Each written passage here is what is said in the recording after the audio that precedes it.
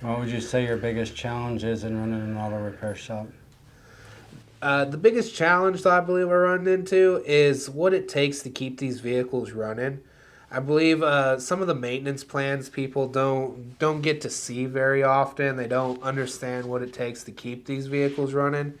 And they got to remember that our whole goal is to try and get this car to 300,000 and try to get it as far as they need it to get them. And that way we're saving them money in the long run. They have dependable transportation, and they're not getting into this endless debt cycle that most people fall into buying these newer vehicles and then still having to fix them. Yeah, it's amazing. So that's your biggest challenge in the shop is just getting that vehicle to that point, right? So Right. is it more of a personnel thing, or is it a parts thing, or is it an information thing, or what does that mean? That's your biggest challenge? In my opinion, I feel like there's been a little bit of misinformation in the automobile industry.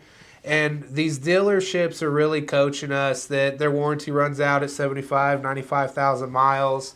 And that by that point, right, we just get a new vehicle. We don't just keep driving and fixing it. Or they say things like, well, the fluid will last the life of the transmission. Well, how far is that transmission going to go? About 80,000, 100,000? And then we probably still owe money on that.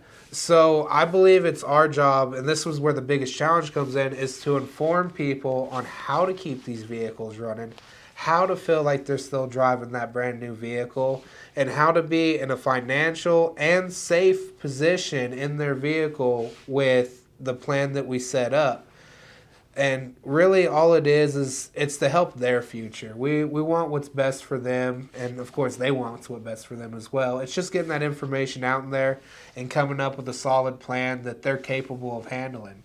And what's your plan on how to deliver that information to the customer? So we really handle that with our 4-step process.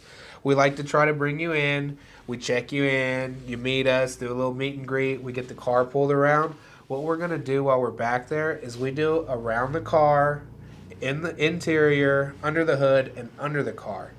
Now, if our customers wait for us, which is our favorite part, we have this system that we like to call a show and tell, which is something that a lot of mechanics don't do. I was like, hey, how about we go and bring you out underneath your car and let's talk about little things. By then, my technicians have reviewed mileage. They've checked over some safety components. When that customer comes out with the advisor, we let them meet with the technician, and we're like, hey, if the car looks great, the car looks great. That's awesome. And he's like, these are some potential hazards that we've run into. Your brakes are about 30%. Things that customers wouldn't normally catch, and we just inform them. We're not saying, hey, you have to change this like right now. It's the most important thing ever.